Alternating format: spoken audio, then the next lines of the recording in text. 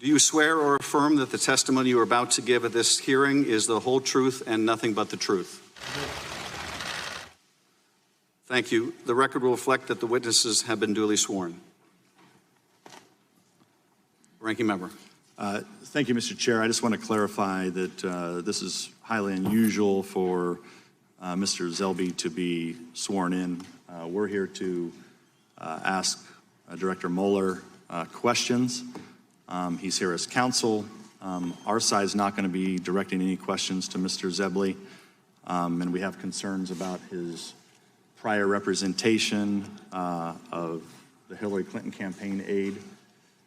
So I just want to voice that concern that we do have, and we will not be addressing any questions to Mr. Zelby today.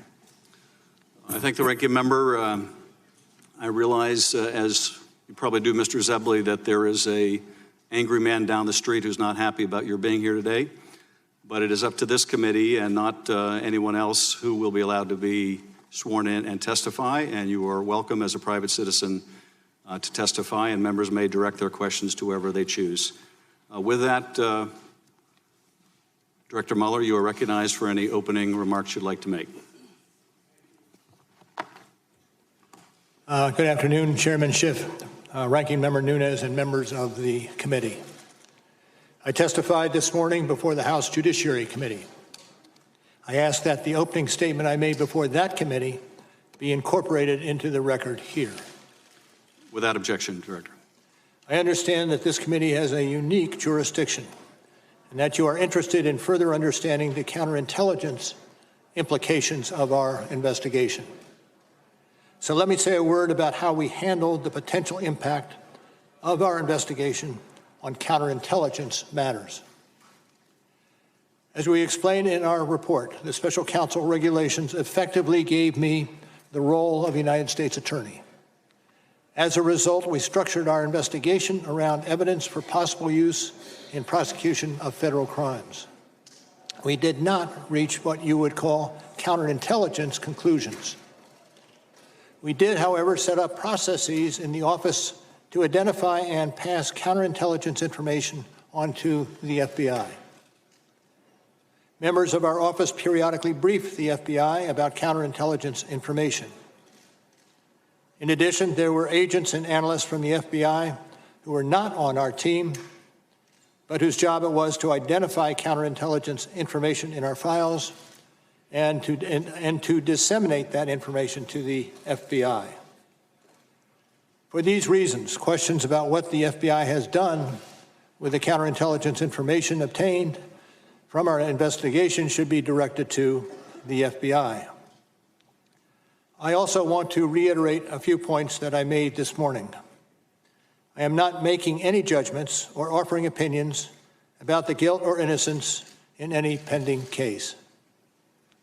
It is unusual for a prosecutor to testify about a criminal investigation, and given my role as a prosecutor, there are reasons why my testimony will necessarily be limited. First, public testimony could affect several ongoing matters. In some of these matters, court rules or judicial orders limit the disclosure of information to protect the fairness of the proceedings. And consistent with longstanding Justice Department policy, it would be inappropriate for me to comment in any way that could affect an ongoing matter.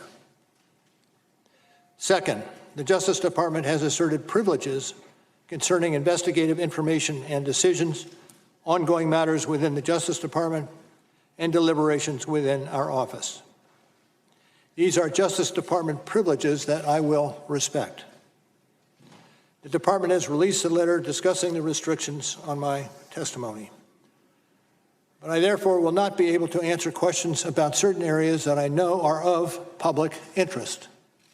For example, I am unable to address questions about the opening of the FBI's Russia investigation, which occurred months before my appointment, or matters related to the so-called Steele dossier.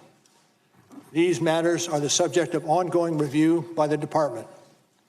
Any questions on these topics should therefore be directed to the FBI or the Justice Department. Third, as I explained this morning, it is important for me to adhere to what we wrote in our report. The report contains our findings and analysis and the reasons for the decisions we made. We stated the results of our investigation with precision. I do not intend to summarize or describe the results of our work in a different way in the course of my testimony today. And as I stated in May, I also will not comment on the actions of the Attorney General or of Congress. I was appointed as a prosecutor, and I intend to adhere to that role and to the department standards that govern. Finally, as I said this morning, over the course of my career, I have seen a number of challenges to our democracy. The Russian government's efforts to interfere in our election is among the most serious, and I am sure that the committee agrees. Now, before we go to questions, I want to add one correction to my testimony this morning. I want to go back to one thing that was said this morning by Mr. Liu, who said, and I quote, "You didn't charge the president because of the OLC opinion." That is not the correct way to say it. As we say in the report, and as I said at the opening, we did not reach a determination as to whether the president committed a crime. And with that, Mr. Chairman, I'm ready to answer questions. Hey, NBC News viewers, thanks for checking out our YouTube channel. Subscribe by clicking on that button down here and click on any of the videos over here to watch the latest interviews, show highlights, and digital exclusives. Thanks for watching.